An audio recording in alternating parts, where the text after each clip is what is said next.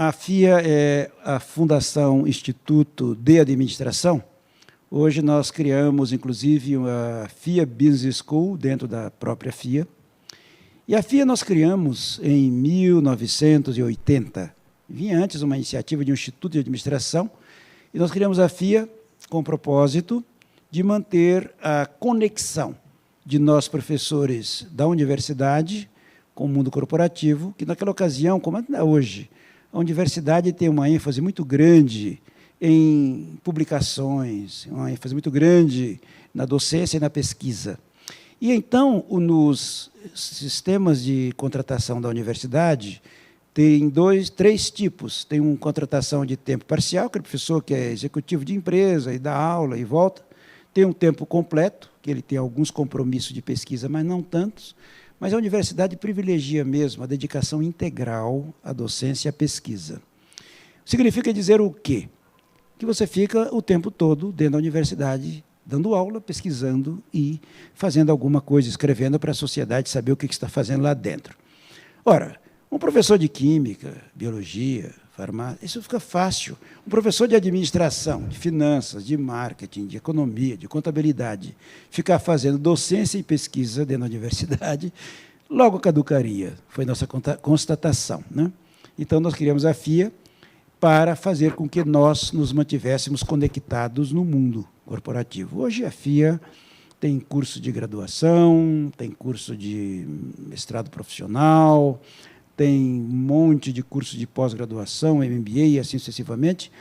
Esse encontro hoje, que vocês nos brindam com a presença de vocês, esse encontro é um encontro, vamos dizer assim, para uma degustação a vocês e dois profissionais de primeira que estão aqui conosco, professores jovens, que são a característica hoje dos professores nossos, são professores jovens de grande competência, e vocês terão a oportunidade de ouvi-los, de ter uma demonstração de tudo que vocês encontram aqui dentro. Então, vários encontros como este são oferecidos sempre com o mesmo propósito, de oferecer uma oportunidade de vocês conhecerem, da sociedade conhecerem mais a FIA.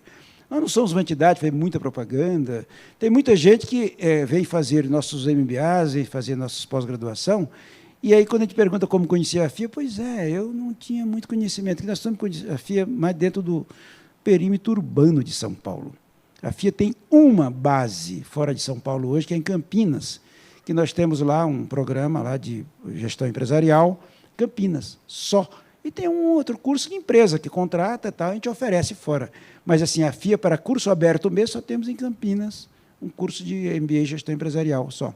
Mas estamos agora já, a FIA Online está lançada, você já deve estar acompanhando também o FIA Online, e nessa perspectiva, tenho certeza que a FIA, dentro de 2 anos, ela vai ter um conhecimento, quer dizer, vai ter ser conhecida exponencialmente no mercado, como exponencialmente será o desenvolvimento das empresas que nos procuram já hoje.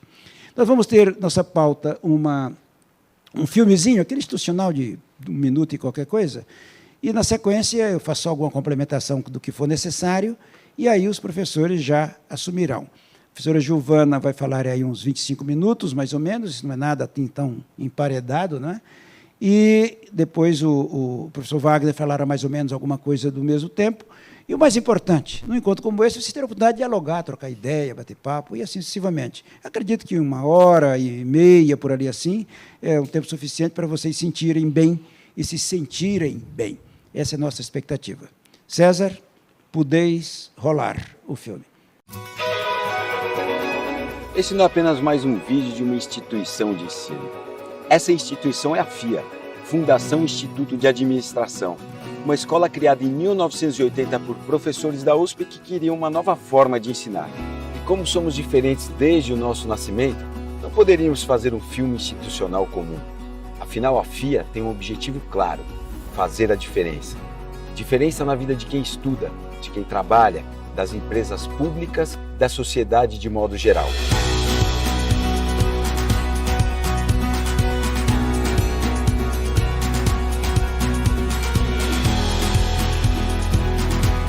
Hoje somos graduação, pós-graduação, MBA, mestrado, pesquisa e consultoria. Quando pensamos em nossa graduação em administração, fomos categóricos. Não queremos formar administradores de empresas que já existem. Queremos, acima de tudo, formar líderes com perfil empreendedor, capazes de gerir grandes companhias ou construir suas próprias empresas. Nosso curso de graduação em administração está entre os mais bem avaliados do país, fazendo parte de um restrito grupo de faculdades que alcançaram nota máxima no MEC e 5 estrelas no Guia do Estudante. Da pós-graduação ao mestrado, estamos entre as melhores escolas de negócio do país. Somos conectados a escolas dos Estados Unidos, Europa e Ásia. Isso oferece oportunidade de vivência internacional. Sabendo que cada segmento tem diferentes demandas, criamos diferentes programas, como inovação, Big Data, varejo, finanças, empreendedorismo, PME, agronegócios, estudos do futuro e saúde. O resultado prático de tanta inovação? Reconhecimento e conquista de prêmios nacionais e internacionais pela alta excelência do nível educacional. A FIA também é responsável pelo Guia Exame das melhores empresas para se trabalhar e o Guia Estadão das maiores empresas do Brasil. E todo esse conhecimento extrapola os muros da Fundação, ajudando governos e empresas estatais no desenvolvimento de políticas públicas responsáveis, modernas e sustentáveis. São projetos únicos e personalizados que ajudam a se modernizar e a criar políticas públicas eficientes. A consultoria FIA utiliza técnicas inovadoras de análise de informação e gestão. Já desenvolvemos mais de 8 mil projetos. Somos diferentes da graduação ao MBA, da pesquisa à consultoria. A FIA faz diferente.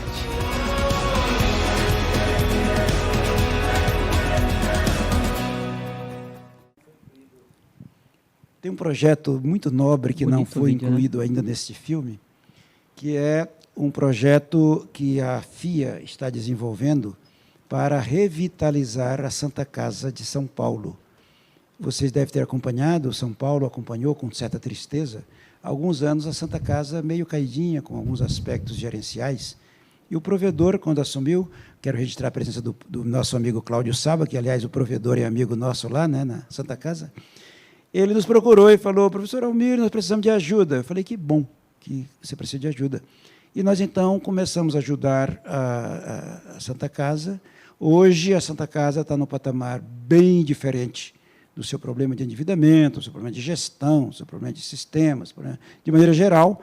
E logo mais vocês vão, nesse filme, ter a inclusão também da nossa presença da FIA, na Santa Casa de Misericórdia de São Paulo e depois nas Santas Casas do Brasil, que a expectativa é sair com o projeto de revitalização para as outras também. Isso seguramente todos nós vamos presenciar. Bem, basicamente, eu diria para vocês que isto aí é a FIA, como nós havíamos comentado, e vocês prosseguirão agora com a professora Giovana e, na sequência, com o professor Wagner, e aí vocês fiquem à vontade. Não poupem ninguém, não poupem os colegas professores, porque aqui nesta casa, geralmente os alunos que nos procuram e as pessoas que nos assistem, geralmente são o nosso foco. Nós sempre queremos fazer a diferença. Aliás, eu queria fazer só um pequeno adicional. Amanhã vai acontecer aqui neste ambiente um evento que, se alguém daqui tiver a condição de vir, não precisa dar o nome, pode vir. A partir das 19 horas, nós vamos ter aqui uma formatura diferente, que provavelmente a maioria de vocês não ouviu falar desse. Porque estou falando de formatura diferente.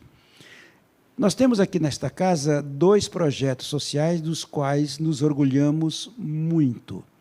Um projeto é um projeto para jovens que querem ingressar na universidade, a gente resolveu encampar um programa que está na 18ª turma, tem 19 anos esse projeto, que nós estamos ajudando as crianças que da sociedade menos desenvolvida e mais carente, portanto, economicamente, a entrar na universidade. Não é um cursinho qualquer. É um cursinho para vestibular, aí todo mundo diz, é um cursinho para vestibular, mas não é isso só. É um cursinho diferente, dedicação integral, com tudo incluído. Os meninos vêm para cá, é de ter 500 inscrições, 700 inscrições para uma turma de 35, 40 alunos. Talvez vocês não tenham ouvido falar nesse curso. porque o boca a boca é suficiente. Alguém já ouviu falar nesse curso assim, jornal, propaganda?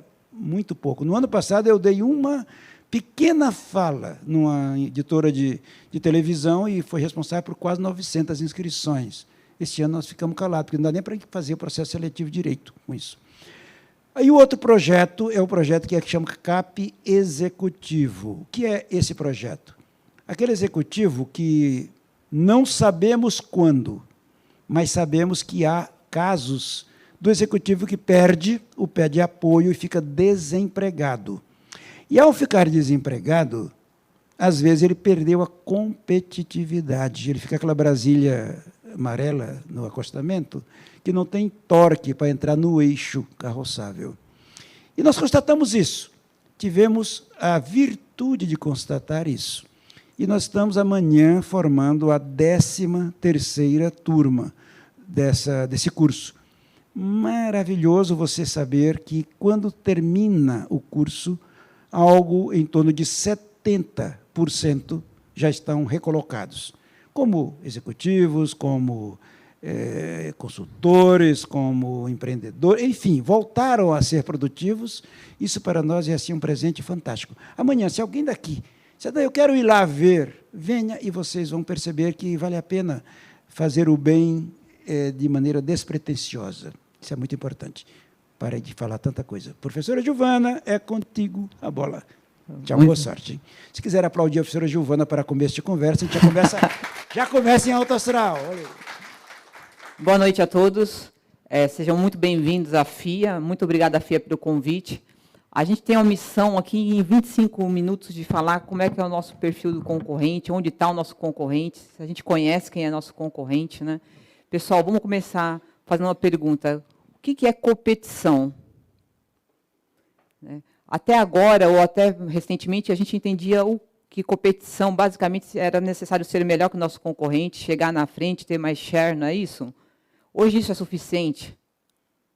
Não, né? Mudou o padrão de ver quem são os nossos concorrentes e como eles se comportam, e é um pouquinho disso que a gente vai falar agora, né? Por que é importante falar sobre competição, sobre concorrentes? A gente precisa ajudar nossas empresas a serem perenes, a continuar existindo. E, para isso, a gente precisa entender como é que isso está funcionando nos dias de hoje. Como que a gente pode ajudar nossa empresa nesse cenário de economia compartilhada, economia associativa, economia criativa e economia circular? Professora, onde a senhora quer chegar? Esses são os pilares que definem hoje a competição nível mundial, ou pelo menos a competição dominante no momento. Quando a gente pensa em economia compartilhada, o que a gente está pensando, basicamente? O que vem na cabeça de vocês quando a gente pensa em economia compartilhada? Uber, quinto andar, né? O que é a economia compartilhada? É a descentralização do serviço? É a possibilidade de que mais pessoas consumam os mesmos produtos que antes eles não podiam? Qual é o impacto? Isso é positivo ou negativo dentro da economia e dentro das empresas, em termos de competição? Vamos imaginar o que aconteceu com a indústria automobilística até a chegada do Uber?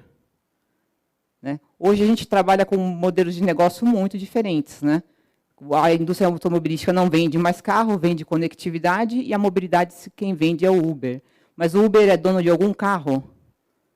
E não necessariamente ele se torna menos concorrente do que a indústria de automóveis, entende?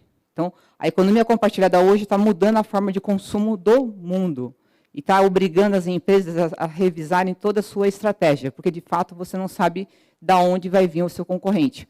Vamos pensar no quinto andar. Em média, no Brasil, a gente demorava 40 dias para alugar um imóvel, um apartamento, uma casa.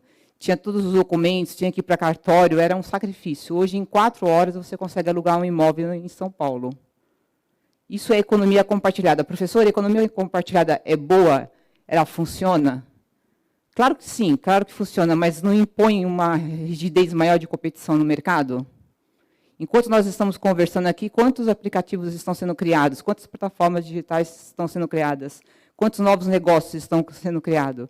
Então, aí eu volto na pergunta, competição, basta ser melhor que seus concorrentes? Onde estão os nossos concorrentes? Né? Se a gente imaginar isso rapidamente, só para fazer uma analogia, quando eu fiz 18 anos, a primeira coisa que eu fiz foi tirar a carta de motorista. E comprar uma Brasília verde. Não foi amarela, mas foi verde. Hoje em dia, o jovem quer ter carro? Ele precisa ter carro? É até uma ofensa você dar um carro para um jovem, né? Ele vai dizer para você, olha, eu quero compartilhar, eu preciso ser e não ter. E como ver competição nesse cenário, né? Quando a gente pensa em economia criativa, a gente está falando do quê, pessoal? Hoje o consumidor está empoderado. Se a gente não vender um produto com um designer que atenda às expectativas do nosso cliente, a gente não vende, não é isso? Se a gente pensa em economia criativa, pensando nas plataformas digitais, se o UX não estiver bem funcionando na plataforma, o cliente fica 3 minutos dentro da sua plataforma e sai do seu site, não é isso? Então, economia criativa cuida de mídia, de educação, de cultura, para desenhar produtos melhores, mais competitivos, mas não mais competitivos em relação aos nossos concorrentes, mas competitivos para atrair a percepção de valor dos nossos clientes, né? A forma de competição mudou tanto que a gente tem que pensar sempre se o cliente tem percepção do valor do nosso produto ou do nosso serviço. Faz sentido a gente pensar nisso? Não adianta a gente desenvolver um produto ou um serviço que o cliente não tenha essa percepção de valor. Então, como é que a gente tem que ver competição? Olhando a economia criativa, olhando a economia compartilhada. Quando a gente pensa em economia associativa, o que vem na cabeça de vocês? Netflix? Spotify? Leiturinha? Né? Olha que coisa louca o modelo de competição. O Brasil lê, em média, per capita falando, meio livro por ano. Mas o Leiturinha tem 170 mil assinantes. O que mudou no mundo da competição?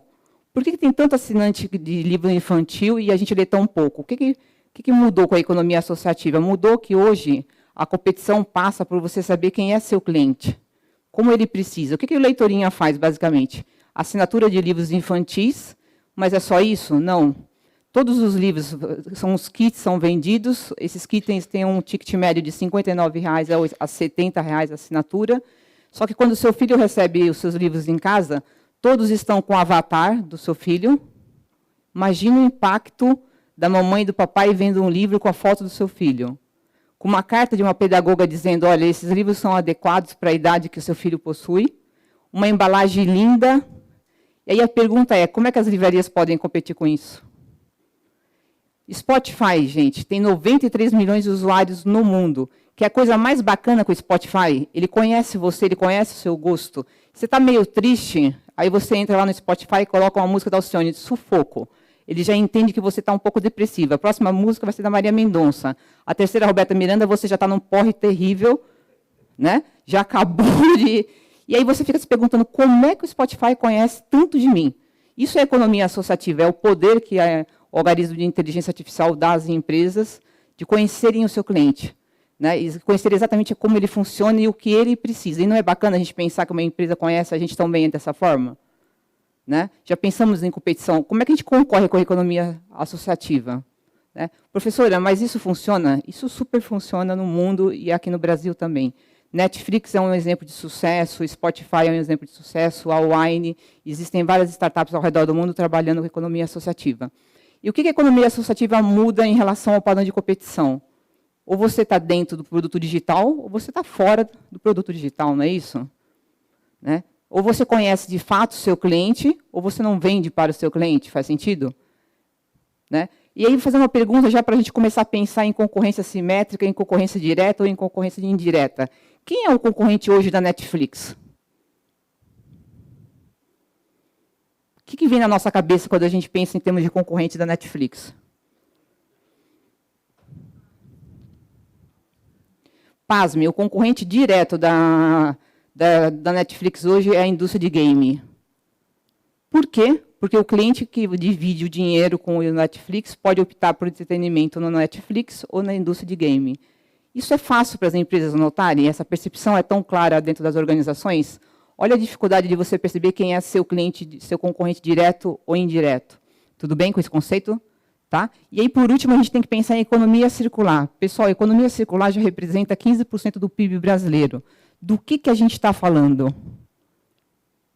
Né? O que você vem na cabeça quando você pensa em economia circular? Uma produção mais sustentável? Um aproveitamento dos resíduos? A gente sai de uma produção linear e passa a reaproveitar todos os resíduos das matérias-primas. Isso é o conceito de circular? Professora, por que isso é importante quando a gente pensa em cenário de competição? Porque a Forever 21 pediu recuperação judicial nos Estados Unidos no ano passado, tendo 800 lojas. Entre outros motivos, porque o CEO da Forever 21 não atendeu as demandas do mercado, que era a indústria da moda polui, é a segunda indústria que mais polui no mundo. Não observou os comentários nas redes sociais, dizendo que tinha que mudar a coleção, que tinha que ter roupas que durassem mais tempo. Não percebeu o impacto do comércio eletrônico, ou seja, da economia compartilhada. E a Forever 21 pediu recuperação judicial. Quem foi a personalidade Forbes no ano passado, em 2019? Uma menina de 16 anos chamada Greta, não é isso? Certo ou errado, ela defende o quê? Uma indústria mais, tecnicamente mais, que polua menos, né? Que seja mais sustentável. Só para vocês terem uma ideia, o ano passado, 80 clean techs foram desenvolvidas no Brasil, já com produções mais sustentáveis em vários aspectos da economia. É fácil a gente identificar quem é nosso concorrente dentro de todo esse cenário? Não é uma exigência que a gente primeiro saiba do que a gente está falando para pensar, de fato, quem são os nossos concorrentes? Tudo bem? Estamos indo no assunto? Então, professora, mudou a forma de competir? A forma contemporânea deixou de existir? Não. Nem 8, nem 80. A gente ainda deve ver a nossa indústria, o nosso ramo de atividade, mas a gente precisa pensar de uma forma dos concorrentes diretos e indiretos. Não dá para ter um olhar só para um lado. O que é um concorrente direto, pessoal? Normalmente, vamos pegar um exemplo. A indústria de carro, ela olhava todos os fabricantes de carro, não é isso? Para medir share, para medir mercado, para medir potencial. Isso mudou? Não mudou. A gente tem que continuar olhando? Tem, mas isso não basta, não é mais suficiente. Vamos pensar na Tesla. Todo mundo conhece a Tesla, não é isso?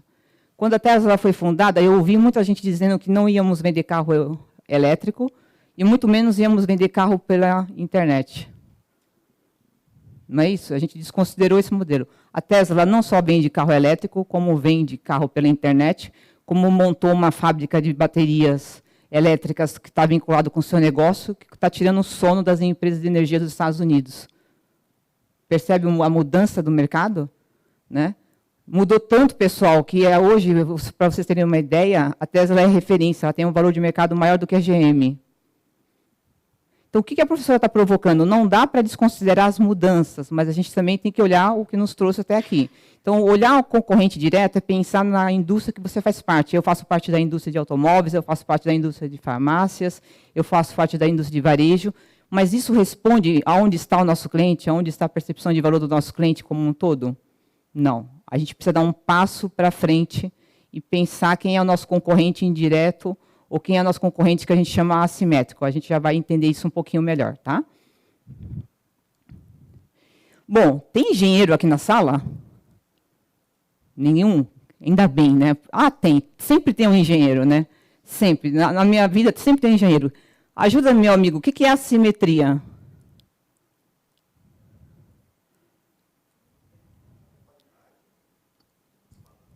Quando você parte a melancia, não são dois pedaços iguais, não é isso? Tá? O que eu quero levar vocês a pensar? Então, professor, o que é concorrência assimétrica? O que é ter um concorrente indireto? A gente acabou de falar da Netflix, não é isso? A Netflix tem um concorrente direto chamado game. Não é isso? O que é uma concorrência assimétrica? O que vem na cabeça da gente? Vamos pensar um pouquinho. As empresas precisam estar preparadas para competir cada vez mais com modelos diferentes de negócio. Vamos dar um exemplo para a gente pensar bem em concorrência simétrica. Todo mundo conhece o iFood. Né? Até a chegada do iFood, restaurante competia com restaurante. Né? Restaurante italiano competia com restaurante italiano, restaurante japonês com japonês. Chegou o iFood, ele pediu licença para chegar? Não, ele chegou. O que está causando com a indústria de restaurante no Brasil? Não é um concorrente indireto? A primeira pergunta que a professora fala é: você pode se dar ao luxo de estar fora do iFood? Se você tiver sendo dono do restaurante?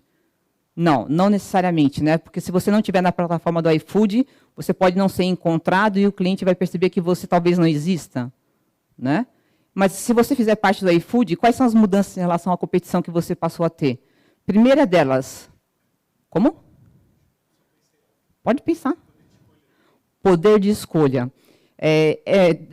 Outra coisa que o restaurante perde quando está no iFood, rentabilidade. Né? Tem restaurante tendo que abrir lojas físicas para atender só os pedidos oriundos do iFood. né? E agora o restaurante, que tem uma loja física tradicional, com um garçom, com toda a infraestrutura, compete com cozinhas industriais, que são atendidas pelo iFood. Não é uma concorrência indireta? Isso se chama intermediação.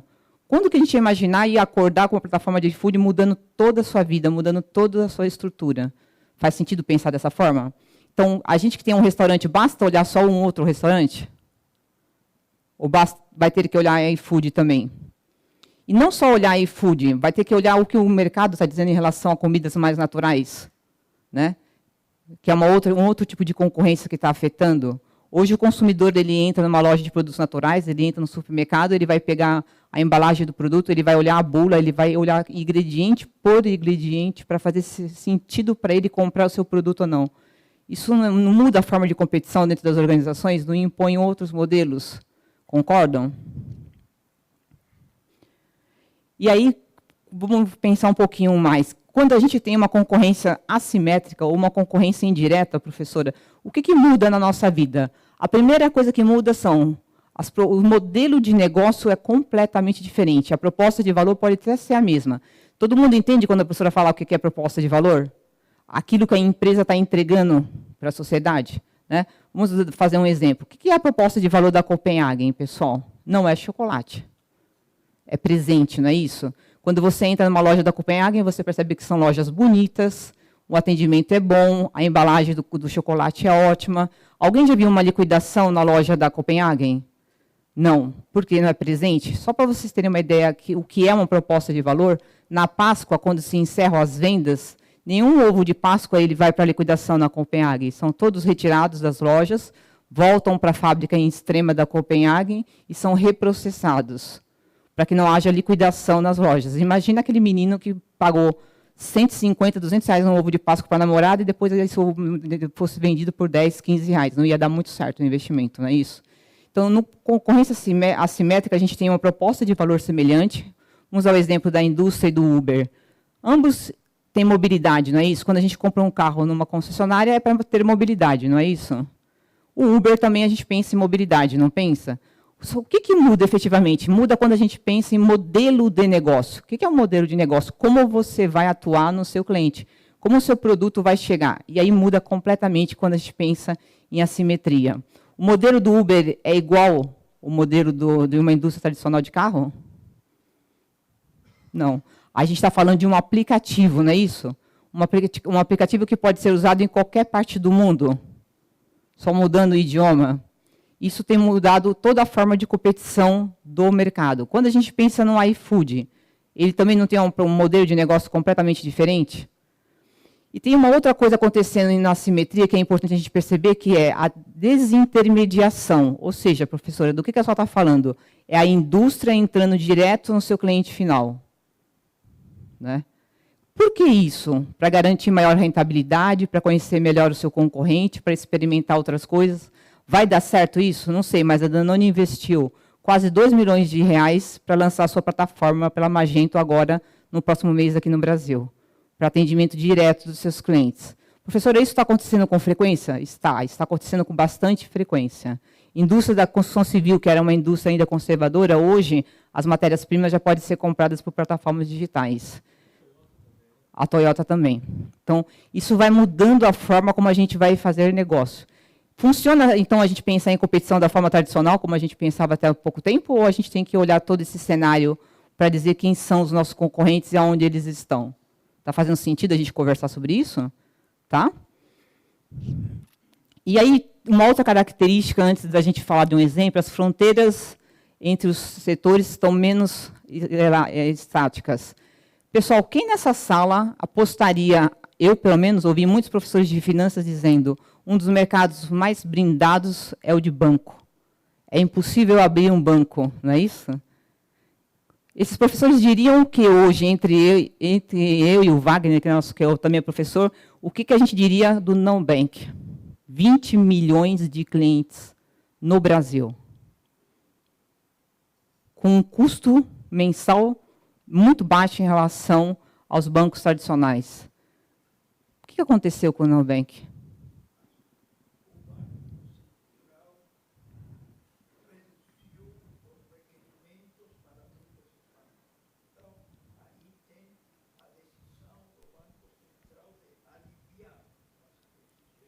Exatamente, concordo.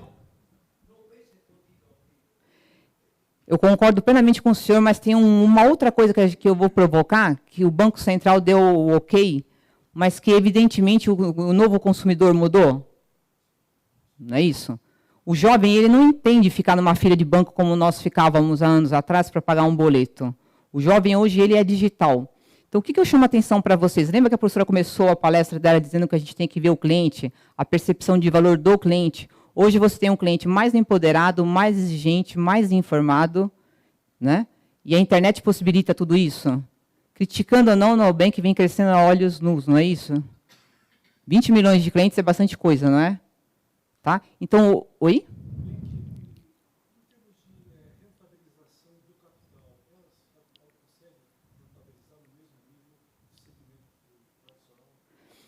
Olha, em termos de estatística, a nossa indústria do banco é uma coisa muito particular no Brasil, porque o nível de spread é muito alto em função das nossas situações de crédito, né? Então, quando a gente compara o Nubank com bancos internacionais, a rentabilidade é muito próxima. Quando a gente compara na nossa realidade do Brasil de inflação e de juros, é uma situação diferente. Aí tem seu Almi, que é o rapaz de finanças, que pode explicar mais em detalhe isso. Mas, quando comparado às indústrias de banco norte-americanas e da América da Europa, já está sendo rentável. Tá? Até porque o teu custo de manutenção da operação é muito baixo. Tá? E uma coisa que a professora quer provocar é, pessoal, a gente tem que acompanhar o que o cliente quer, a percepção do cliente. Né? Como o cliente entende a forma de comprar hoje. E aí a gente tem que ir ajustando, e obviamente que os governos vão ajustar tudo isso para que as empresas continuem funcionando. Mas nem os bancos estão livres disso. Tudo bem com a concorrência direta e indireta? O que a gente chama atenção, então, nas empresas? Como é que a gente pode ajudar a empresa? Não sendo cético, olhando quem são os concorrentes diretos e olhando aquele concorrente que você não imagina que pode impactar o seu negócio. Faz sentido a gente pensar dessa forma? O Wagner vai falar bastante, ele é muito apropriado para falar nisso, a importância da comunicação quando a gente tem esse cenário tão competitivo. Como que a gente conversa com o nosso cliente para não ter ruído? E como que a gente conversa com os nossos clientes internos e externos? Porque é uma mudança muito forte de conceito, não é isso? De mindset. Eu trouxe um exemplo para vocês. Gerdau. A gente está falando de uma empresa pequena? Né? Estamos falando de uma das maiores indústrias brasileiras, não é isso? O que eles perceberam com a crise da indústria da construção civil e com a recessão brasileira? Que 75% do aço que eles vendiam era para a indústria de construção civil. Perderam muito dinheiro nos últimos anos? Né? O que o presidente hoje da Gerdau está entendendo? Eu não posso só ter o serviço de commodity. Né? Qualquer alteração na economia, eu estou muito proposto a muito vulnerável. O que ele olhou para dentro e pensou? Eu já vendo o aço, que são os vergalhões, não é isso que eu sempre erro essa palavra, vergalhões. Não entendo nada de indústria de construção civil, então os nomes me perdoem. Eu já vendo o produto, por que eu não posso vender a implantação da fundação pronta? Professora, o que a Gerdau ganha com isso? É um modelo de negócio dentro do modelo de negócio anterior da Gerdau, não é isso? Mas você ganha um pouco mais de serviço, de ganho de venda, de rentabilidade. Pessoal, as empresas que trabalhavam só com a implantação da fundação de obra passou ou não passou a ter um concorrente de um dia para a noite poderoso, indireto, e que a gente talvez não tivesse isso no olhar? Né? Vai dar certo? A gente vai ter que assistir, mas o fato é que a Gerdau está passando por essa transformação. Todo mundo lembra da greve dos caminhoneiros, acho que há 2 anos atrás, ou ano passado, não foi isso? O que a Gerdau acordou? Com vários problemas de distribuição, como todas as empresas. A Gerdau montou uma plataforma chamada GL2 para calcular frete e vender frete de várias transportadoras nível Brasil. Primeiro, para atender a Gerdau numa situação de crise. Hoje, a Gerdau já vende serviço de frete para os parceiros, para os concorrentes e para o mercado. As transportadoras imaginavam isso? Vislumbravam isso? Né? Então, isso é um pouco da concorrência indireta que a gente está super exposto. O que significa na prática? Todas as empresas, sejam de produtos ou sejam de serviço, estão tendo que ter um olhar mais crítico em relação ao entendimento do que é competição. Professora, todos esses modelos vão ser sustentáveis, vão dar certo, vão ser perenes? Alguns sim, outros não, e a gente vai aprender isso com o tempo, mas não dá mais para fechar os olhos para esse tipo de situação. Faz sentido a gente pensar nisso? Teve muita gente que acreditou que o comércio eletrônico não iria vender. Vendeu 79 milhões de dólares o ano passado no mercado B2B, de indústria para indústria. Então, a gente hoje tem competição, sabe olhar só nosso concorrente direto? Adianta ser o melhor da indústria? Você pode ser sempre surpreendido, né? E isso vale tanto para a indústria quanto vale para os colaboradores. A gente tem que repensar todo o nosso serviço de competência para ajustar nesse mercado. E aí, só para a gente finalizar, para eu passar a palavra para o Wagner, vamos pensar no salão de automóveis. Todo mundo conhece, não conhece? Esse ano, o Salão de Automóveis 2020 não terá a presença da Toyota, não terá a presença da GM, da Chevrolet e mais de 12 marcas de carros alternativos. Por quê, pessoal? Como? Para 2020 e 2021. Mas por que fez essas indústrias de automóveis não estarem mais no salão de automóveis? Porque hoje, basicamente, as indústrias de automóveis não vendem automóveis, vendem conectividade, vendem tecnologia. Faz sentido a gente pensar nisso? Todo mundo, não sei se vocês tiveram a oportunidade de ver uma propaganda do Onix que está passando na televisão. A propaganda tem 2 minutos e pouco. Na última hora, no último minuto, é que se fala do Onix. O tempo inteiro está falando sobre conectividade, tecnologia e Wi-Fi. O comercial repete, nesses 2 minutos e pouco, 10 vezes a palavra Wi-Fi. O que a gente percebe? Então, eu não estou vendendo mais carro, eu estou vendendo conectividade, estou vendendo tecnologia. Se eu estou vendendo tecnologia e conectividade, eu tenho que estar onde? No salão de automóveis ou nos eventos de tecnologia que está mais presente os nossos concorrentes? Né? A gente vai ter a presença da Toyota pela primeira vez na feira de game no segundo semestre do Brasil. Não só patrocinando, mas com a presença física dos seus carros dentro da indústria de game. Não é uma adaptação ao novo padrão de competição? Né? É muita coisa para falar em 25 minutos, mas o que a professora queria deixar como lição é: o modelo de competição mudou, bom ou ruim, a gente precisa ter esse olhar, né? Vai continuar sendo muito assimétrico, vai continuar sendo muito indireto, vai obrigar a gente a ter um olhar mais crítico. A gente tem que entender que o cliente está muito mais empoderado e que a gente tem que vender produtos e serviços que gerem valor para o cliente e não para a gente. Né? E para falar com o cliente, para entender o cliente, a gente precisa passar por um ponto fundamental, que é a comunicação. Não é isso?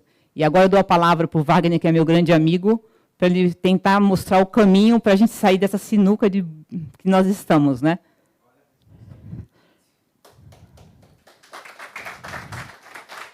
Boa noite.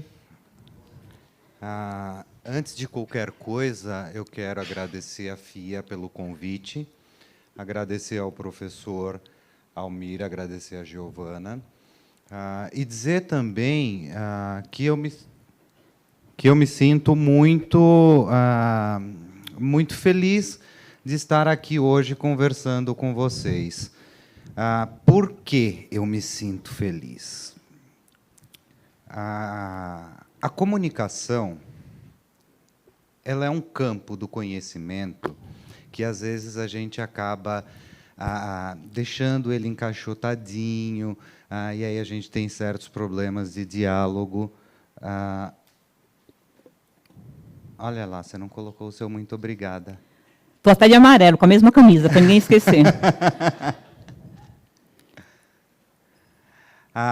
E aí acaba sendo um departamento estanque dentro das organizações, e a gente tem um problema, e eu estou dizendo isso bastante por conta da minha atividade profissional na comunicação e o meu diálogo com colegas, e não só colegas de docência, mas também colegas no mercado de trabalho. A gente percebe que existe um probleminha aí de comunicação entre os executivos e os profissionais da comunicação. Às vezes, os executivos não se entendem muito bem com os profissionais da comunicação. Não entende o que faz o profissional da comunicação e, às vezes, o próprio profissional da comunicação não entende as necessidades do executivo. Isso é um problema. É nesse sentido que eu e a professora Giovana temos unido esforços, pelo menos nos últimos 2 anos, para tentar encontrar os eixos que unem essas duas áreas do conhecimento, a administração e a comunicação, que, no cenário da transformação digital, eles estão cada vez mais íntimos e talvez nós não estejamos preparados para lidar com tanta intimidade. Falar, por exemplo, dos desafios da comunicação no ambiente da transformação digital é um grande problema. Por quê? Porque a transformação digital está acontecendo nesse exato momento. Nós temos uma mudança radical na forma como as organizações se comunicam com todos os stakeholders. Ali naquela imagem, nós temos um rapaz pensando com um... Como é que chama mesmo? Cubo. Cubo mágico, né? Um cubo mágico, porque, na verdade, é justamente isso que a gente tem feito hoje. Como a professora Giovana falou no cenário de comunicação simétrica e assimétrica, nós estamos tentando descobrir quem são os nossos concorrentes. Na comunicação, nós também estamos tentando descobrir quais são as formas adequadas para nos comunicarmos com todos os públicos possíveis. Eu tenho um sério problema quando a gente fala de criação de personas na comunicação, por exemplo. Muitos amigos meus me criticam, mas eu sou honesto. Eu tenho, na minha formação, eu passei anos estudando semiótica. E na semiótica a gente deve praticar a ética do intelecto. É por isso que eu tenho que dizer que eu não acredito na construção de personas.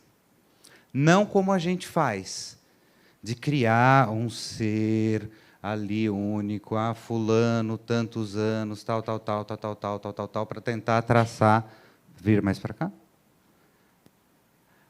Para tentar traçar ali com quem a gente deve se comunicar. Eu acho isso, sinceramente, eu acho isso muito pouco eficaz, porque nós temos um público extremamente fragmentado. Nós temos uma opinião pública extremamente fragmentada. E nós temos...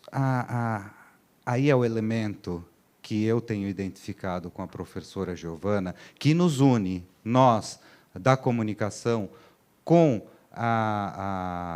os executivos, com os estudiosos no campo da administração, que é uma questão de cultura. Quando nós falamos... Hoje, fica de olho no horário, porque senão você Pode já sabe.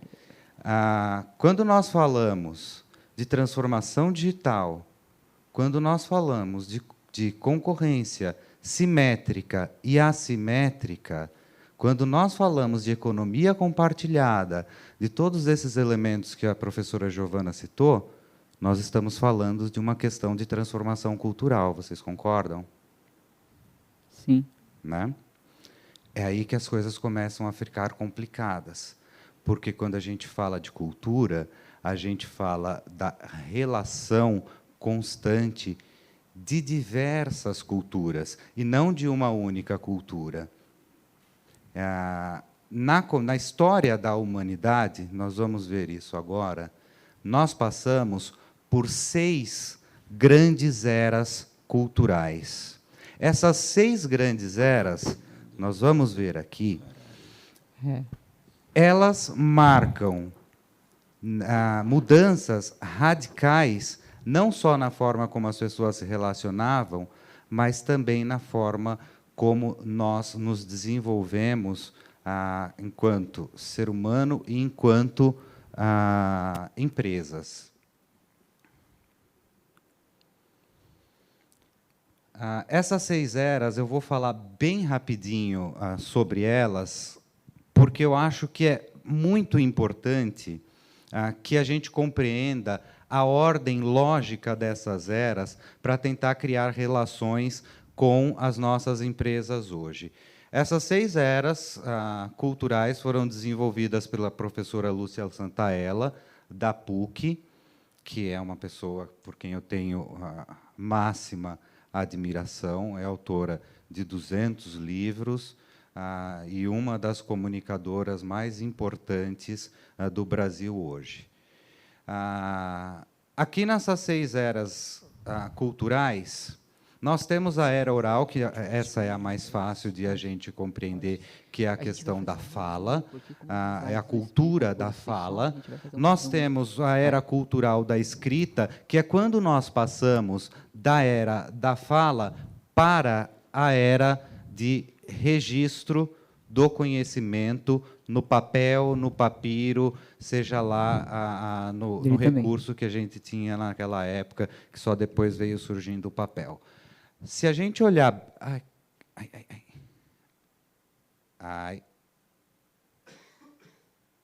Qual é a luzinha aí? Não sei. Bom, eu venho para cá, então. Olha, o que caracteriza essas mudanças de eras culturais são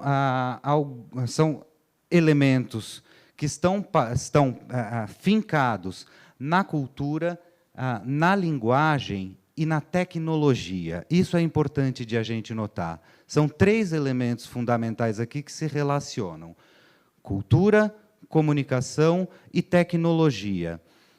Nesse ponto, a gente precisa se perguntar o que é tecnologia. Qual é o conceito que nós temos de tecnologia? Qual é o conceito de tecnologia que a professora Lúcia Santaella usou para estabelecer aqui essas eras? Alguém pode me dar um conceito de tecnologia, por favor?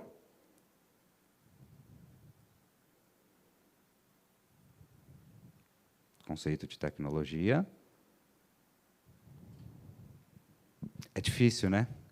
É um termo que a gente usa todos os dias, faz parte da nossa rotina, mas às vezes a gente tem dificuldade de definir. Tecnologia significa tudo aquilo que é capaz de ampliar as capacidades humanas.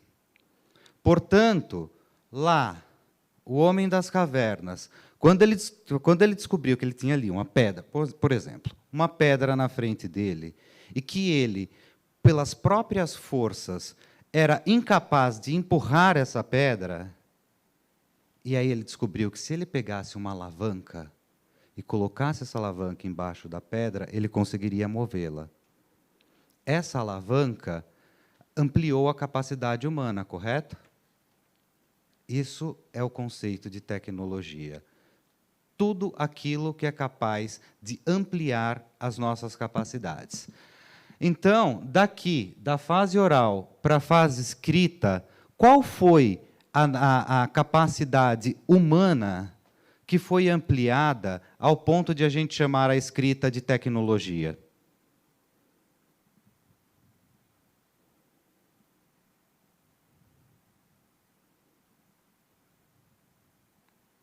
Nossa capacidade de armazenamento do conhecimento.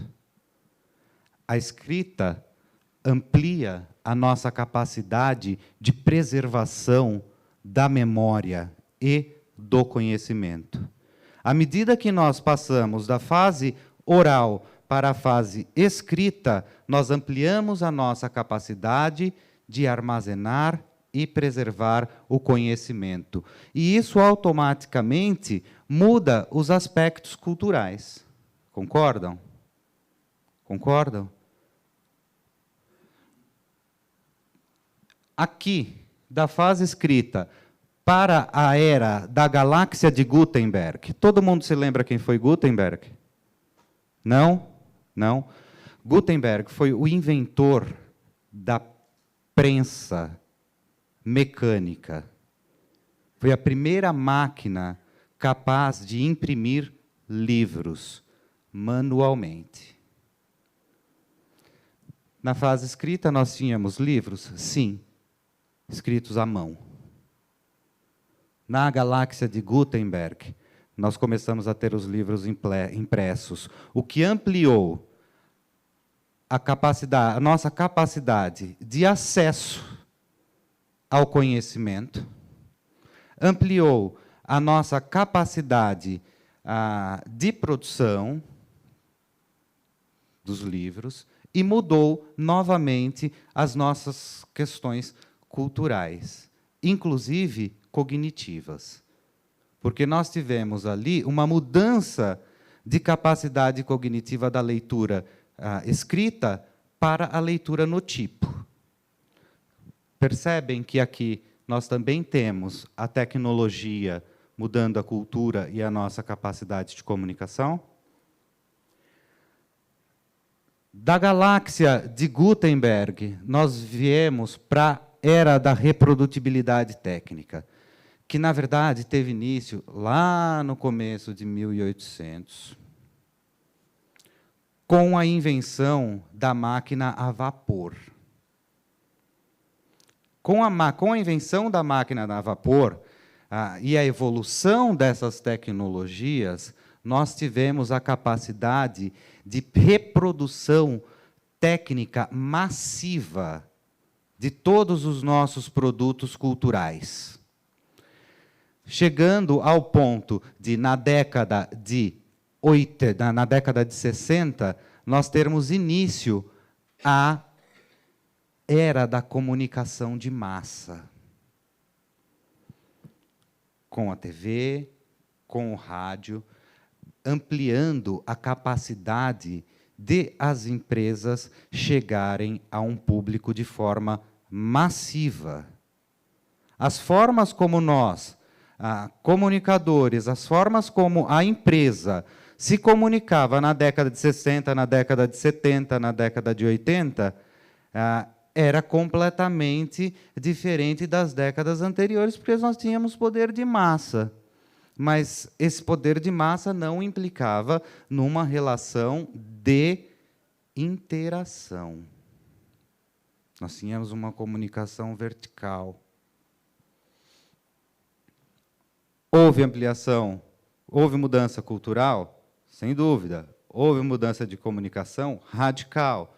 Houve mudança tecnológica?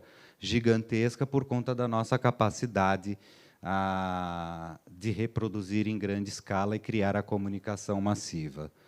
A era dos gadgets... Tenho tempo? 10? A era dos gadgets... Todo mundo está familiarizado com o termo gadget? Não? Não? Gadgets são todos os pequenos equipamentos, do ponto de vista tecnológico, que ampliam as nossas capacidades. O celular, ele amplia a nossa capacidade de nos comunicar à distância. Mas só que antes disso,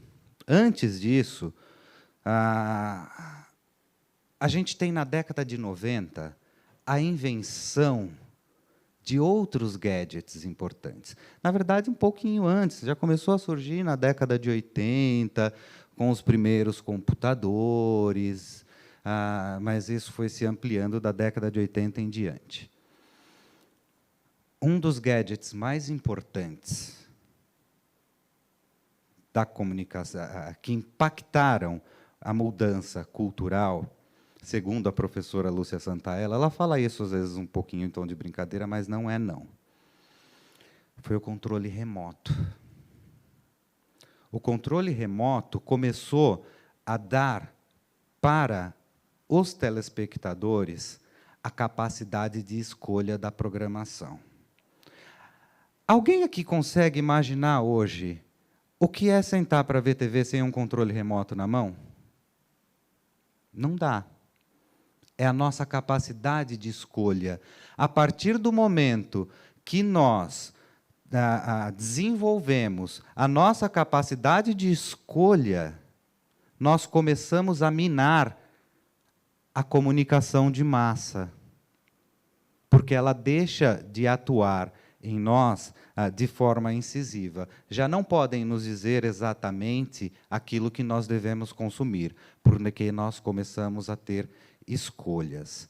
Outro gadget importante, o videocassete. A partir do videocassete, com as fitas VHS, nós tivemos a capacidade de escolha de qual produção cinematográfica nós iríamos consumir. Íamos lá na locadora, escolhíamos levávamos o filme para casa, esquecíamos de entregar, pagávamos multa sistematicamente. Hoje, com a Netflix, o que nós temos, se não uma locadora digital que amplia a nossa capacidade de consumo? Não é isso? E o grande gadget que mudou, deu início à maior mudança cultural da história da humanidade, vocês sabem qual foi? O computador. O computador, ele mudou radicalmente.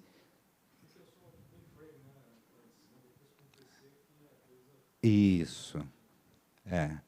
Mas a nossa capacidade, principalmente com o desenvolvimento da web, se ampliou radicalmente. Radicalmente, mudou a nossa cultura radicalmente, dando início ao que hoje se chama de cibercultura. Todo mundo tem conhecimento desse termo? Tem? Vejo carinhas de interrogação ainda. Cibercultura quer dizer a forma como nós nos comportamos, como nós consumimos no ambiente digital. Tá? Todo o nosso comportamento no ambiente digital, de modo bastante geral, se chama de cibercultura. Agora, um ponto fundamental que eu preciso ressaltar é o seguinte. Nós temos 6 eras digitais. Quando usamos o termo eras, dá em nós a sensação de que uma se sobrepõe à outra. Dá essa sensação, não dá? Mas não. Nós deixamos de nos comunicar oralmente? Não. Nós deixamos de escrever manualmente? Não. Nós deixamos de ler os livros impressos? Não. Nós deixamos de produzir comunicação de massa? Não. Nós deixamos de ampliar as nossas capacidades com gadgets? Não. Nós estamos na era digital? Sim. A pergunta é, até quando? Parece estranho fazer essa pergunta? Parece, mas não é.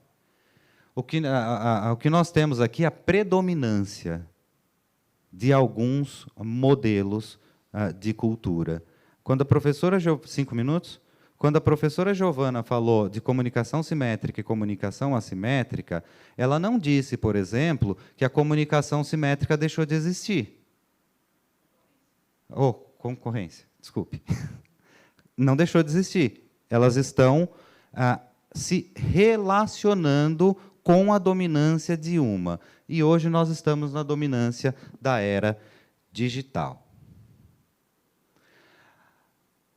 A era digital e a cibercultura muda completamente o nosso modelo de comunicação com os clientes e, automaticamente, o modelo de mercado. Na comunicação de massa, nós tínhamos esse modelo aqui. Produção massiva, comunicação de massa para atingir o cliente. Hoje, nós temos um modelo de cliente em rede, em que ele se impacta muito menos pela comunicação de massa e muito mais pela forma como ele se relaciona com as outras pessoas no ambiente virtual. A indicação de uma empresa, o poder de influência de um amigo para o outro na decisão de compra, hoje é muito mais forte que uma comunicação massiva. Mas isso não quer dizer que a comunicação de massa deixou de existir. Por que eu me demorei bastante nessa discussão das eras culturais relacionadas à comunicação? Porque eu acho que o conhecimento dessas eras culturais relacionados com a comunicação e com a tecnologia é um conhecimento que os executivos precisam estar constantemente com ele em mente e afinados. Porque quando nós estamos em uma determinada era, nós temos a tendência de nos sentir confortáveis nela e achar que ela vai durar para sempre. Mas isso não é verdade, inclusive a era digital. E nós já temos sinais que precisam ser considerados. Sinais relacionados à geração Y ou à geração Millennium, que são aquelas pessoas que nasceram da década de 80 até o ano 2000, e, principalmente, na juventude, nos adolescentes hoje. A geração Millennium são consumidores potenciais de todos os produtos, porque estão no auge da vida produtiva e do dinheiro. Enfim, casam mais tarde, têm mais grana, e os padrões culturais deles estão mudando, e nós precisamos ficar atentos para saber como nos comunicar, como encontrar eles para levar os nossos produtos. Será? Aqui. Então, a gente tem aqui essa tendência do look it off. O Infobase, a Infobase Interativa, ela reuniu diversas pesquisas apontando que os usuários das redes sociais, nesse caso é exclusivamente das redes sociais, ok? Eles estão cada vez mais atentos aos problemas causados pelo uso excessivo da rede e com a falta de produtividade, de atenção, do aumento de ansiedade que são gerados pelo uso excessivo. Aí a gente tem lá uma outra parte da pesquisa que está lá apontando um fenômeno que o The Guardian nomeou de look it off, que é um movimento dos desconectados que tem ganhado aí adeptos, muito mais adeptos no mundo ao longo dos últimos anos. E isso é preocupante, porque se a gente pensa em comunicação, qual é a base hoje da nossa comunicação nas empresas? A internet. Se essas pessoas estão se desconectando, como é que elas estão se informando? Aonde é que elas estão buscando informações? 2 minutos? Vocês percebem a importância de a gente olhar para esse movimento? Se não estão aonde a gente está levando a nossa informação, nós temos um problema seríssimo. E nós precisamos desenvolver encontrar meios de chegar a eles. Olha, esse material a gente pode disponibilizar para eles, né? Então, olha, aqui eu tenho os resultados dessa pesquisa com as questões comportamentais relacionadas aos hábitos de consumo na internet, que são importantes de a gente olhar. Os motivos pelos quais os jovens estão deixando a internet e o que eles estão buscando.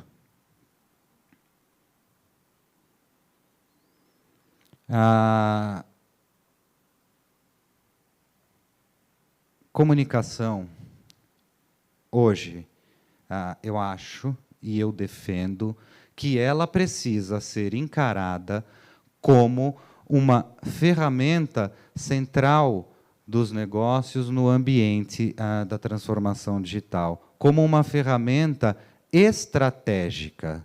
Porque se nós temos concorrentes assimétricos, em que temos dificuldade de encontrá-los, se nós temos consumidores dispersos na rede com hábitos culturais variáveis e voláteis, a gente precisa encontrar uma forma de nos comunicar com eles, principalmente porque uma das características do cliente em rede é que ele passa a ser, a decisão de compra desses clientes ela passa a ser influenciada muito mais pela opinião dos amigos, dos colegas, que da comunicação massiva.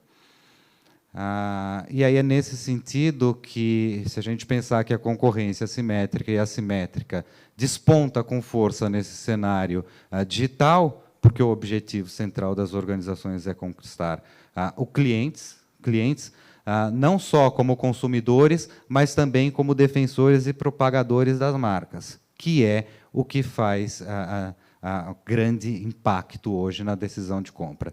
E é nesse sentido que a comunicação entra em cena como uma ferramenta estratégica e fundamental para o crescimento e sustentabilidade no mercado moderno. Mas eu já vou encerrar. Mas, como eu disse no começo da minha fala, para que a comunicação seja de fato estratégica, ela precisa estar diretamente relacionada com o planejamento da empresa. A comunicação que não se comunicar com o planejamento da empresa, ela será completamente ineficaz. E aí eu deixo aqui para vocês a minha provocação da noite. Os executivos precisam deixar de olhar para a comunicação como uma ferramenta emergencial para bater as metas que estão batendo a nossa porta, e pensar a comunicação como uma ferramenta de médio e longo prazo, e que não é perfumaria. É estabelecer, construir e alimentar relação com os clientes. E não só captar leads por meio do marketing digital, que pode trazer resultado imediato? Pode, mas definitivamente não será o resultado mais efetivo e duradouro que as empresas precisam hoje. Muito obrigado.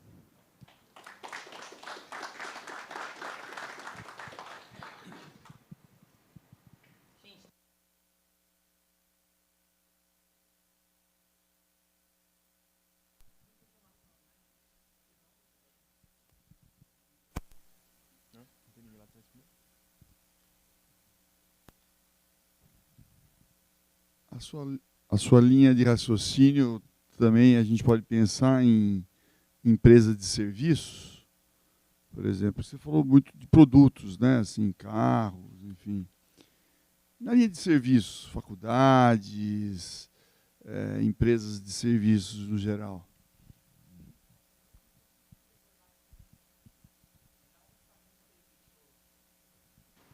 Poderia identificar-se, por favor, ao fazer perguntas? Boa noite, José Augusto, psicólogo, consultor de pessoas. E agora complicou, né? Psicólogo, Você se rascou. A mesma concorrência assimétrica que tem em produtos também tem em serviço. Se a gente pensar no quinto andar, eles trabalham basicamente com serviço, apesar de alugar imóveis. E tem outro, só para você ter uma ideia, hoje tem uma startup chamada Vitrine, que atende, não vai brigar comigo, mas assim, os psicólogos atendem à distância pelo modelo emergencial do executivo. Por quê? É impossível, quando você é executivo, você é o terapeuta ou psicólogo toda sexta-feira, às 5 horas da tarde. Tem mais. Então, e teve um aporte financeiro gigantesco, né? E, em contrapartida, a gente tem 33 milhões de brasileiros sofrendo de burnout, em função das mudanças e do excesso de trabalho. Então, é uma mudança muito grande da forma do ser humano se comportar. E a concorrência assimétrica também está na área muito fortemente de serviço como de produto. Tá? Boa noite, Fabrício. Só aproveitando a pergunta do colega, tem também hoje tem muita tendência da telemedicina, né? Tem. Da comunicação e atendimento à distância de pacientes, né? Então tem um ganho muito grande nisso daí, e aí entre os gadgets, um monte de coisa para que é o desafio do mercado que eu trabalho de criar isso. Mas a minha pergunta é para o professor Wagner, que você comentou no início que é contra ou não acredita muito na criação de personas. Eu não entendi, então, o que seria uma coisa mais adequada no mundo de hoje, porque eu também não posso aceitar que a não criação de personas é o correto, né? Eu sou leigo, mas sou empreendedor também, e a gente criou a persona que a gente seguiu, que a teoria diz que você tem que entender como você vai se comunicar. Mas, então, o que seria, na sua visão, o melhor a se fazer, né? Muito obrigado pela sua pergunta, porque isso me dá a oportunidade de esclarecer alguns pontos a respeito disso. Eu disse que eu sou contra a criação de personas como elas têm sido feitas. Eu sou contra a criação de uma persona única, em que a gente pega ali somente alguns dados da nossa empresa, gera ali alguns dados e cria uma persona a partir desses dados. Esse tipo de persona eu sou contra porque eu acho ilusório. Eu acho... Bom, eu vou ser bem sincero. Eu acho que, muitas vezes, esse tipo de criação de persona, nesse caso, é perfumaria e se trata só de um recurso para dizer, olha, você tem uma persona, quando, na verdade, você não tem. Você não tem porque você não tem pesquisa, de fato, estruturada para a construção de um perfil. Então, quando essa persona é construída para maquiar, isso é danoso demais para todos os processos de comunicação, desde a estratégia, enfim, dana com tudo, do começo ao fim. Esse é o meu ponto. Oi. Tudo bem? Eu sou a Maria. Só para complementar o que você falou, você disse ali na sua apresentação, Wagner, que a gente precisa estar atento às mudanças culturais, ao que a sociedade também está pedindo. E isso da persona eu concordo com você, porque hoje em dia a gente não fala com uma pessoa só. A gente eu trabalho numa empresa química, então a gente tem um cliente, mas a gente tem a sociedade também pedindo e exigindo algumas coisas. A gente precisa se comunicar também com essa persona, vamos dizer assim. Então, realmente, eu acho que quando a gente faz um trabalho, um exercício, a gente tem que pensar em mais de um elo, em mais de uma persona. Sim. Só para fazer um contratipo do que você falou, como que a gente vai conhecer os nossos clientes hoje, de fato? Não é conhecendo a área de suprimento, é conhecendo a área comercial dos nossos clientes. É daí que a gente vai perceber as diferenças de modelo de negócio, as dificuldades e as dores. Então, é um outro caminho também de comunicação. Antes, a gente visitava só os compradores da área de suprimentos. Isso representa muito pouco hoje no processo de vendas de uma organização. Só para te responder, eu queria te dizer o seguinte. Por isso que eu acho importante a gente refletir sobre as eras culturais. E aí eu vou dar um exemplo de como a forma de nos comunicar e a forma de gerar negócio por meio da comunicação modificou de acordo com as eras culturais. Se a gente pensar a era massiva e a era digital, em que, na era massiva, a empresa gerava uma determinada comunicação para tentar modificar padrões culturais e estimular o consumo. Hoje, o processo, na verdade, é o oposto. A empresa vai buscar no seio da sociedade as discussões que estão sendo realizadas e elaborar as estratégias de comunicação a partir disso. Vocês se lembram, a semana passada, alguém chegou a ver a campanha lançada pela Hering, da blusa feminina? Chegou a ver? Acontece o seguinte, a Hering lançou a campanha dizendo que não devemos chamar a blusa Tomara que Caia de Tomara que Caia, por conta do cunho machista, do cunho misógino que esse termo traz. Então, a Hering propõe que passemos a chamar essa blusa de blusa sem alça. Foi a Hering que pensou nisso? Aonde ela foi buscar essa tendência para construir a comunicação? no seio da sociedade, nas causas defendidas, nas mudanças culturais. Então, esse é o ponto.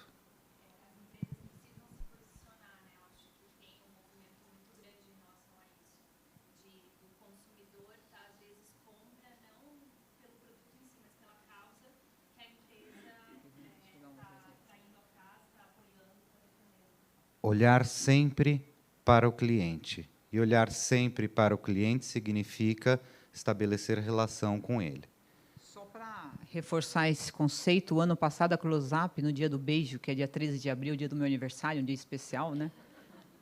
Gastou R$20 mil para fazer um vídeo e foi à internet. Teve 32 mil comentários de clientes, 600 mil likes e 40% de aumento dos seguidores. Qual o nível de pesquisa que a gente teria que ter para que 32 mil clientes respondessem uma pergunta nossa? E o que a Close-Up fez? Foi lá e defendeu a causa da diversidade de uma forma muito linda e teve 32 mil comentários. Professora, seguidores na plataforma vende? Vende, porque a importância, como o Wagner falou, de você ser um advogado da marca hoje vale mais do que qualquer outro tipo de propaganda que você possa eventualmente fazer. Posso fazer? Meu nome é Simone, eu sou administradora de empresas. Eu toco dois segmentos de mercado, que é automação residencial e entretenimento. Eu achei super interessante essa abordagem das eras, né? As duas palestras foram excelentes, mas o que me ajudou bastante foi identificar essa parte das comunicação das eras, né?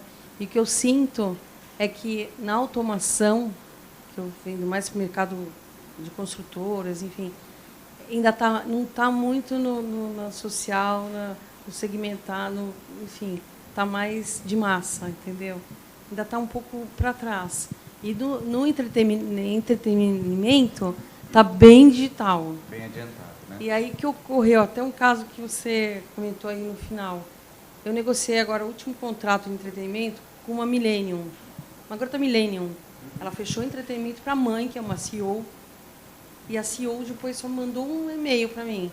Quer dizer, eu negociei tudo com a Millennium. Até eu falei, ufa, acabou. Entendeu? Eu passei da prova, né?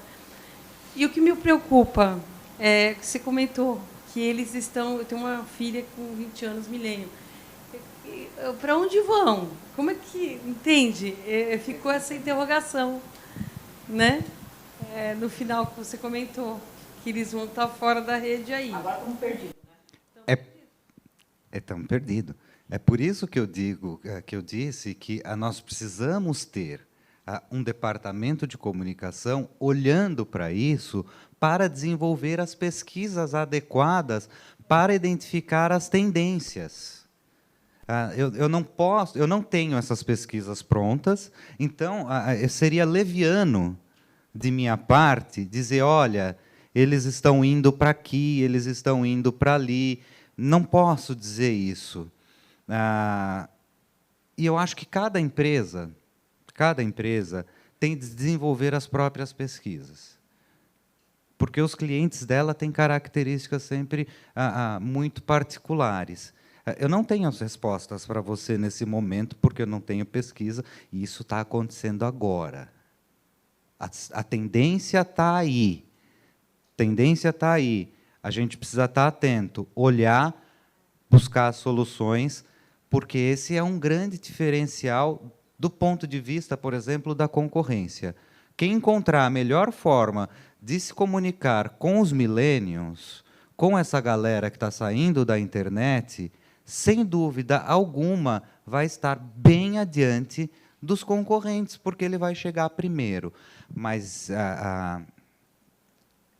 eu arrisco dizer que, se eles estão saindo da internet, nós precisaremos elaborar ações de comunicação direta. Aonde eles estão? O que estão fazendo? Como é que nós podemos chegar a eles, já que a internet, que ampliou as nossas capacidades de aproximação, pode não funcionar mais? Então, talvez a gente tenha que dar um passinho para trás e fazer o velho corpo a corpo. É uma possibilidade. Pessoal, espaço para mais 2 perguntas, por gentileza. Oi, boa noite, meu nome é Charles. Eu queria fazer 2 comentários. O primeiro deles, dando continuidade a isso que você estava dizendo sobre a pesquisa. A minha área de atuação é marketing, e eu discordo um pouco da colega, por vários estudos que eu acompanho internacionais. Hoje em dia se fala muito, eu acho que as pessoas estão desse mercado, de alguns mercados, vivem numa bolha. São Paulo acaba sendo uma bolha. Eu falo isso porque eu venho do interior do Paraná.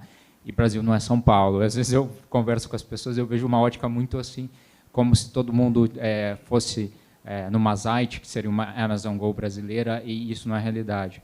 Então, eu acho que a questão de posicionamento em relação a causas, para algumas marcas, para alguns segmentos importam, para alguns clientes importam, mas isso você só vai descobrir, de fato, com uma pesquisa muito aprofundada, né? Eu poderia colocar outros exemplos, mas eu acho que é muito bem colocado para você.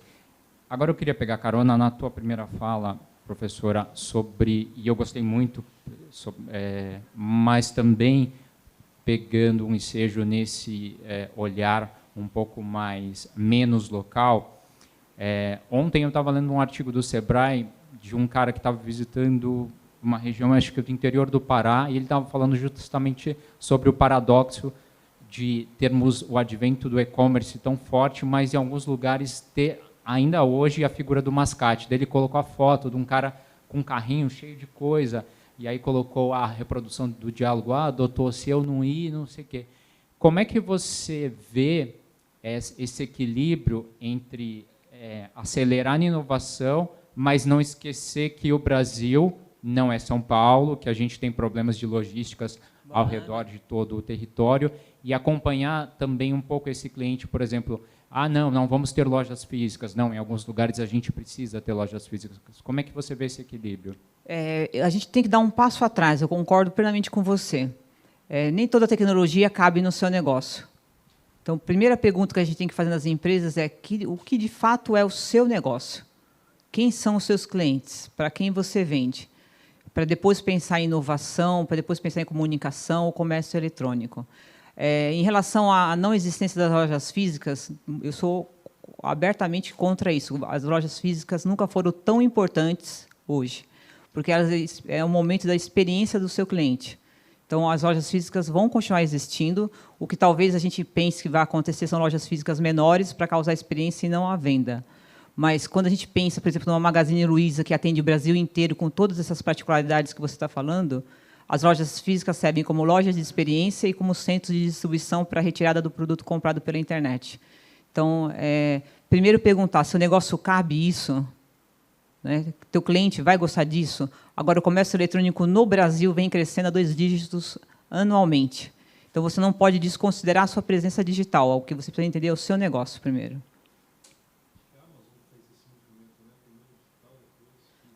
E eu concordo com você. Brasil não é São Paulo, né? Mas a rapidez das mudanças estão chegando em todos os lugares. Para você ter uma ideia, a minha família é do interior da Bahia, numa cidade que só ficou conhecida porque o Neymar saiu com a menina de lá. Momento histórico de Dário Meira, conhecido mundialmente. Pensa, minha família está super feliz por isso. Em Dário Meira, você tem problemas sérios de saneamento básico, todos os problemas do Nordeste. A cidade tem 2.000 pessoas, do grande demais, né? Isso, 2.000 pessoas. E nós temos em Dário Meira 2.500 celulares.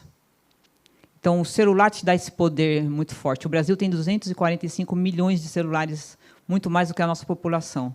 Mas eu sempre dou o conselho, qual é o seu negócio primeiro, do que você está falando, para depois a gente pensar em alguma estratégia digital ou não. E as lojas físicas vão continuar, sim.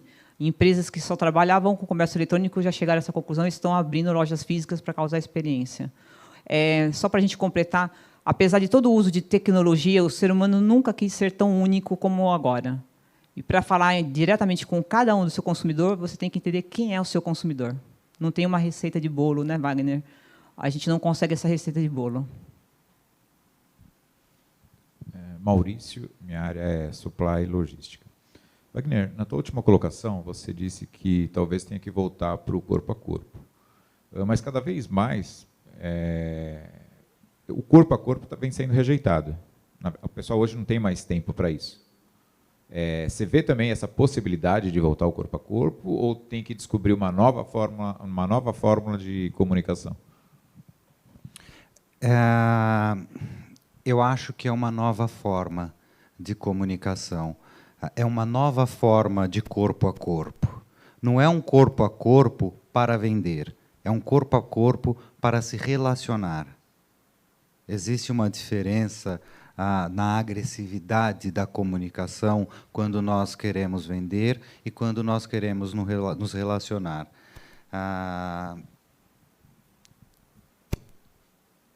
Como é o seu nome? Charles. O Charles falou uma coisa importante, que é a respeito das bolhas. Nós vivemos em bolhas. Esse corpo a corpo é um entrar na bolha.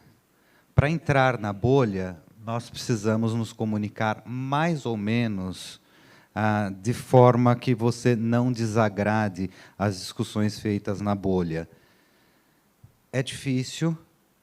Novamente, eu não tenho uma resposta precisa para te dar, mas eu posso te dizer com certeza que a forma do corpo a corpo é outra. É um passo atrás, no sentido de que nós vamos ter que desenvolver novamente a relação interpessoal. Mas a forma como isso vai ser feito, nós ainda não sabemos. E eu acho que nem podemos dizer que a forma correta é tal, tal, tal, tal, tal. Lembra quando a gente discutiu a questão das culturas? Cada grupo tem uma determinada cultura. Então, não dá para a gente pensar em uma forma única. A gente tem que ir aprendendo na medida que vai desenvolvendo o trabalho e realizando as pesquisas para entender um determinado grupo e qual a melhor forma de se comunicar com eles. Respondi? Consegui responder? Muito bem. Pessoal, nós precisamos recuperar nosso contato e eu gostaria de pedir a gentileza de vocês de darem uma salva de palmas para os ilustres professores. E, em nome de vocês, vou até entregar duas pequenas lembranças para eles, mas eu queria dizer uma coisa.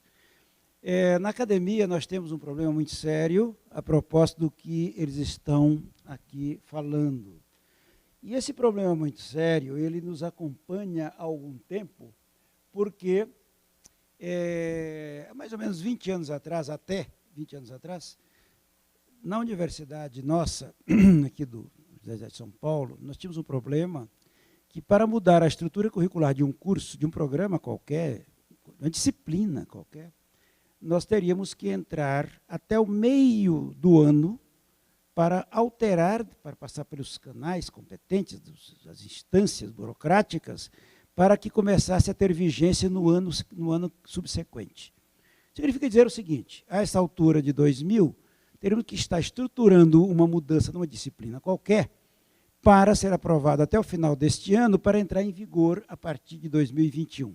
E aí ficava 4 anos, porque era o curso, a estrutura curricular, 4, 5 anos, dependendo do curso. Qual é o nosso dilema hoje na academia, de maneira geral?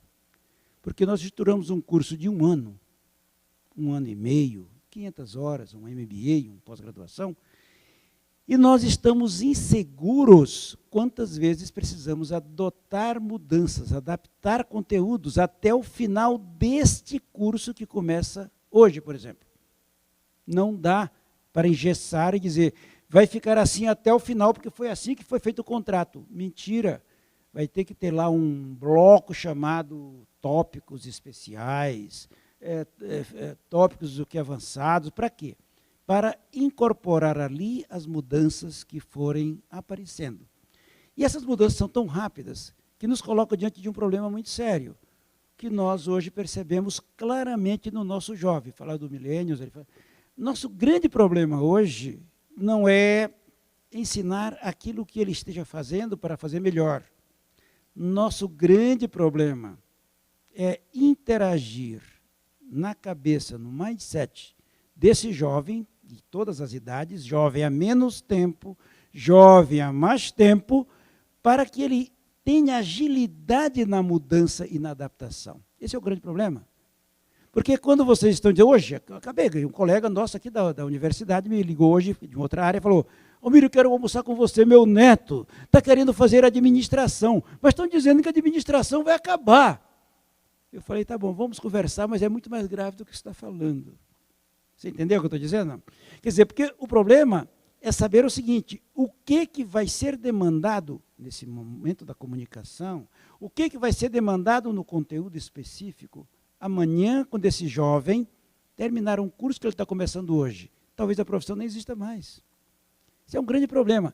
E o nosso dilema na academia, nós vivemos aqui correndo atrás de tudo isto, quer dizer, procurando fazer com que quem procura a academia, e aí estou falando de USP, estou falando de nós na FIA, tenha respostas. Mas as respostas quase sempre dessa natureza. Procuramos fazer com que ele tenha velocidade de adaptação, velocidade de mudança. Compreenda que a mudança é a única coisa certa, é que vai mudar. Tá bem? Eu gostaria de, em nome de vocês, pedir a gentileza, Joyce, traga aqui para nós, por favor, 2 certificados para esses ilustres, em nome de vocês, naturalmente. Abra, né, querida, que eu não consigo ler, por gentileza, para o ilustre Wagner Ribeiro, por favor, em nome de vocês, uma palestra que proferiu, que contribuiu importantemente para todos nós, e o material vai ser, não este, disponibilizado, mas eles vão fazer uma síntese, prometeram, porque muita coisa foi disponibilizada, está muito assim, para uma apresentação. Eles vão processar um pouquinho e será disponibilizado para todos vocês. Uma salva de palmas para o nobre Wagner. Tá? Vai sair na posteridade aí, não é? Deixei tudo à sua frente. Muito bom. A gente não pode chegar muito perto, né? É isso aí. Muito bom. Está muito bem. Obrigado, Wagner. Agora, por favor, a professora Giovana, com a mesma intensidade. Tá bom? Muito obrigado. Agora, tem uma obra para cada um desses jovens. Uma grande preocupação é ser liderança e propósitos. Uma grande preocupação que temos aqui é também procurar aqueles best-sellers que normalmente cruzam os conteúdos dos diversos cursos. Nós encontramos o mais recente best-seller, que é Liderança e Propósitos, que é um livro fruto de pesquisas, né, na academia, e que nós estamos adotando isso em alguns cursos para que não sejam apenas livros como este, sejam apenas lidos, analisados, estraçalhados, como eu costumo dizer, mas que eles sejam debatidos, porque do debate é que surge. Imagine aqui nós estamos com 30 pessoas, o que ouvimos de reflexões, de debate, de questões. Imaginem vocês isso num curso em que os executivos se reúnem, se encontram, o networking certamente é um dos grandes ganhos que se tem. Gostaria de passar as suas mãos, professora, e o outro também as suas mãos, professora. E antes de terminar, tem um livro endereçado literalmente para as micro, pequenas e médias empresas, que eu gostaria, foi produzido por a equipe de professores, como esses nobres mestres que estão aqui, eu gostaria de sortear esse livro. Né? Quantos tem pessoas aqui presentes? 28, 29? 24? Então, por gentileza, fale um número de 1 a 24 que não seja o seu. Pode ser o seu, você não sabe qual é o seu. 12. Como é que eu vou saber? Cadê a lista? Como?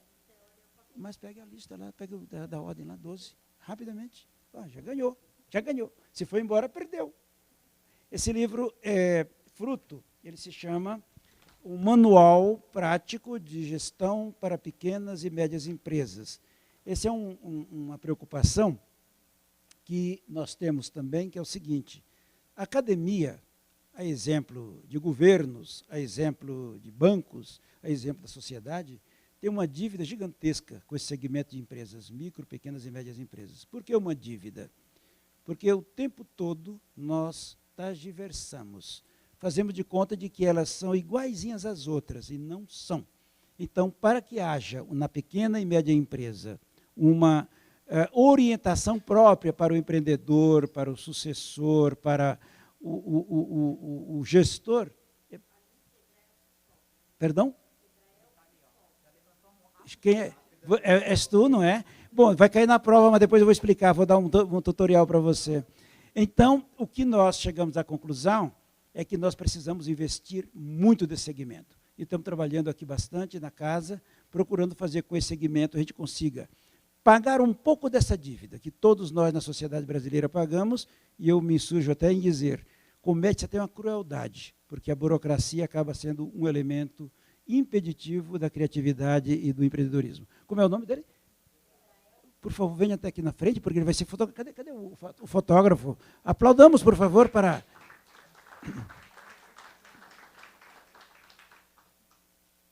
Muito bem, aqui está, eu não tirei da capa para deixar que você tire. Faça favor.